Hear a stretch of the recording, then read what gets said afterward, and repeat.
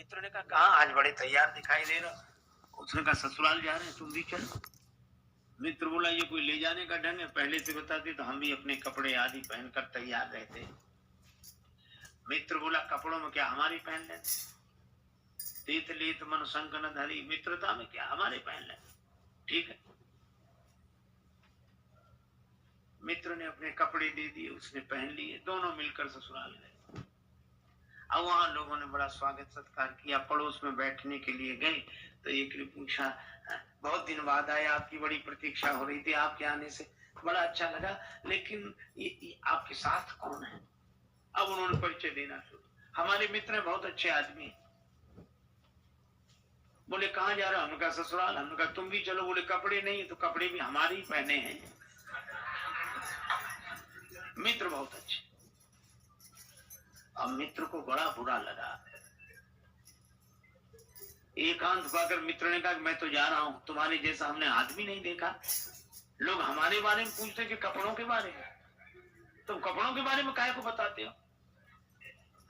अरे बोला अब क्षमा करो, गलती हो गई, अब नहीं बोलूंगा।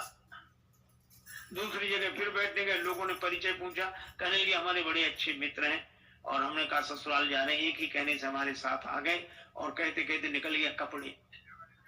अब कहा कि मित्र फिर डांटेगा कि ये कपड़े, तो लोगों ने कहा कपड़े क्या कपड़े, तो बोले कपड़े ये इनके अपने हैं, ये खुद के कपड़े पहने हैं, खुद के अपने अपने। और लोगों ने सोचा कपड़े तो सब खुद के पहनते हैं इसमें। मित्र ने फिर कहा कि अब मैं नहीं रुकूंगा। तुमने फिर कपड़ों के बारे में, तो कहा हमने तो तुम्हारे ही बताए। तो बताए क्यों, लोग हमारे बारे में पूछते कि कपड़ों के बारे में। बोला अब मैं कहूंगा ही, बिल्कुल नहीं कहूंगा। मित्र फिर रुक गया, पर तीसरी जगह बैठने गए, लोगों ने परिचय पूछा कि आप तो बड़े अच्छे हैं, आपके साथ हमारे मित्र हैं, बड़े प्रेमी हैं, एक ही कहने से हमारे साथ आए और इनकी जितने गुण गाए जाए सब कम है, लेकिन क्षमा करें हम कपड़ों के बारे में कुछ नहीं कहना चाहते। अब फिर कपड़े, अब भीतर भरे कपड़े, हम जो चीज खाएंगे डकार में गंध भी तो उसी की आएगी। तो भीतर जो भरा हो वही बाहर दिखेगा। निराकार हूं मैं न साकार हूं, भक्त की भावना से तदाकार हूं। भक्त मुझे जिस दृष्टि से देखता है वो उसी दृष्टि से मैं दिखाई पड़ता हूं। अपने भाव के अनुसार भगवान का दर्शन होता है। सब भगवान को अलग अलग रूपों में देख रहे हैं, अलग अलग भावना से देख रहे हैं। कोई प्रेम से भर रहे हैं, कोई भय से भर रहे हैं। ये भी दे रहा जाए जस भाव, जिसको जैसी भावना रहे। राम जी से अधिक राम जी के दास की महिमा मैंने एक संत के मुख से सुना था। एक बार एक दंपति पति पत्नी मेले में गए। अब मेला में उनका मेल बिछुड़ गया, ऐसा भीड़ का रेला, पति एक तरफ पत्नी एक तरफ। अब दोनों एक दूसरे को ढूंढे, तो ऐसे मौके का फायदा उठाने वाले लोग चूकते कहां। राम जी का मंदिर था सामने। पुजारी बोला क्या बात है। बोले बहुत ढूंढ रहे हैं, पत्नी यहीं कहीं खो गई। अरे बोले भगवान से प्रार्थना कर चलो। बड़े संपन्न आदमी थे, पुराने जमाने की बात। एक थाल में लड्डू मंगा कर रख लिए, 500 रुपए रख दिए और प्रार्थना करने लगे, अब तो रघुनाथ कृपा कर दो, घरनी को लगे न बिना घरनी को। अब सामने हनुमान जी का मंदिर था, वो अलग। हनुमान जी के मंदिर के पुजारी ने सोचा कि इतने लड्डू और रुपया सब उधर ही जाएगा, इधर आता तो ठीक रहता। तो वहीं से बैठे बैठे बोला सेठ जी वहां क्यों चलेंगे, यहाँ आओ। इशारे से बोला यहाँ आओ। सेठ जी थाल ले आओ इते, कर दे ये कृपा जो लला अंजनी को। हनुमान जी के पास ले आओ, काम बन जाएगा।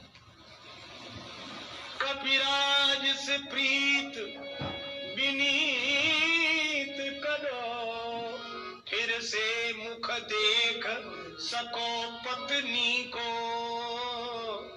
सेठ जी बोले कैसी बात करते हो, हनुमान जी तो सेवक हैं, राम जी तो इनके स्वामी हैं, हम सीधे स्वामी के पास पहुंचे, सेवक के पास आने की क्या जरूरत है, राम जी कर सकते हैं सब कुछ। अरे बोले सेवक स्वामी की बात छोड़ो, अपने अपने विभाग की बात है, ये काम उनसे नहीं बनेगा।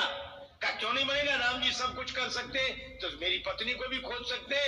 हनुमान जी के मंदिर का पुजारी बोला कि जाने दो, तेरी त्रिया को मिलावे कहा, जो पतो न लगाए सके अपनी को।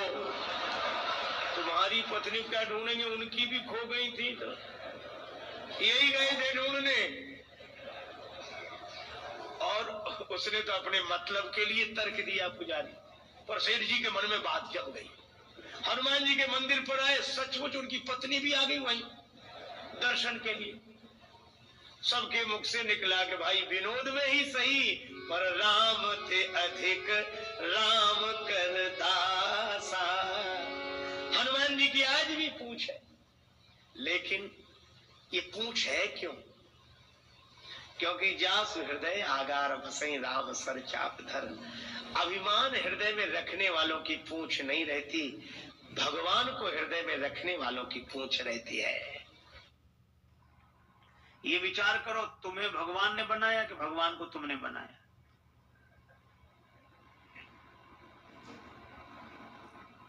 वो आदमी सोचने लगा कि हम तो भगवान की पूजा के लिए जा रही, कहां से तर्क करने वाला रास्ते में मिल गया ये। तो उसने कहा कि भैया तुम बताओ क्या करें, हम तो मंदिर में दिया रखने जा रहे हैं, पूर्वजों से हमारे सब पितर यही करते आए हैं। तो वो क्या बोला, इतने दिनों से गलती चली आए तो क्या सही मान ली जाएगी? इसका अर्थ तुम भी गलत, तुम्हारी पीढ़ियां भी गलत। उस व्यक्ति ने कहा तो हम क्या करें ये बताओ। वो बोला विचार करो, ये दिए में ज्योति कहां से आई? अब है विचित्र बात की नहीं, अब दिए में ज्योति कहां से आई? उस व्यक्ति ने सोचा कि अगर हम कह दें कि माचिस की तीली से आई, तो ये पूछेगा कि तीली में कहां से आई। इस कहां का तो अंत ही नहीं है। उस व्यक्ति ने बड़ा अच्छा काम किया। जैसे उसने पूछा कि दिए में ज्योति कहां से आई, उसने फूंक मार कर दिया ही बुझा दिया। जैसे ही दिया बुझाया तो उस व्यक्ति ने कहा कि तुमने दिया क्यों बुझा दिया? तो यह व्यक्ति बोला कि अब तुम ही बताओ दिए की ज्योति कहां गई?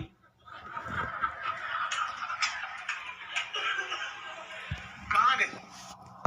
उसने कहा इसका क्या अर्थ? और तो इस व्यक्ति ने कहा कि जहां गई वहीं से आई थी। आई थी, हम नहीं बता सकते, गई थी तुम नहीं बता सकते, काहे को बेकार विवाद में पड़ते हैं।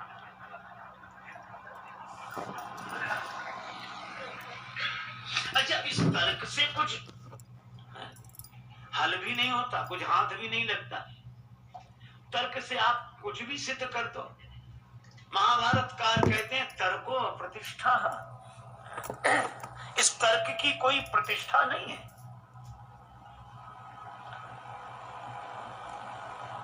देखो, एक व्यक्ति पढ़कर आया, उसने बहुत विद्या अर्जित की थी,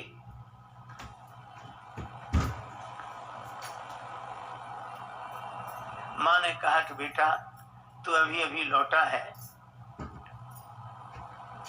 स्वल्पाहार कर ले, 2 लड्डू खा ले। बेटा बोला पहले मेरी विद्या का चमत्कार देखो जो मैंने पढ़ा है। माँ बोली क्या चमत्कार?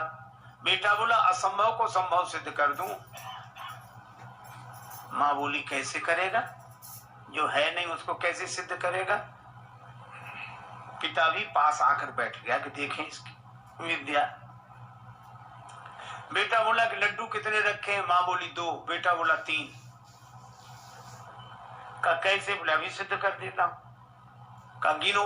माँ ने गिनना शुरू किया, 1 लड्डू में 1, दूसरे लड्डू पर उंगली रखी 2, बेटा बोला 2 और 1 3।